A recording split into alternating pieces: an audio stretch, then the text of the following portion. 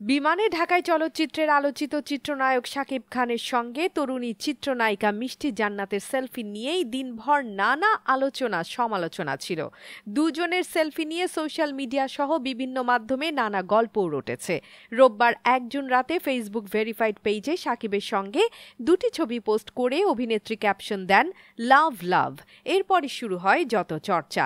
দুই তারকাকে নিয়ে অনেকেই আবার বিয়ে পর্যন্ত খবর রটিয়েছেন। তবে দিনভর এই নিয়ে যখন নানা চর্চা, তখন বিষয়টি স্পষ্ট করলেন অভিনেত্রী মিষ্টি জান্নাত।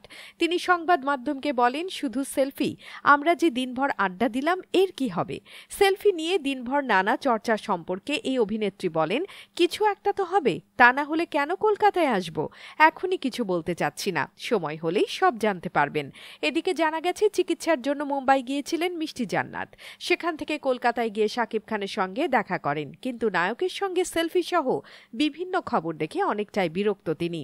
এ ব্যাপারে বলেন, দেখলাম কেউ কেউ নিউজ করেছে আমি নাকি দূর থেকে তাকে দেখে দৌড়ে গিয়েছি, অনুরোধ করে ছবি তুলেছি, আর সেই ছবি ফেসবুকে পোস্ট করে আলোচনায় থাকতে চেয়েছি।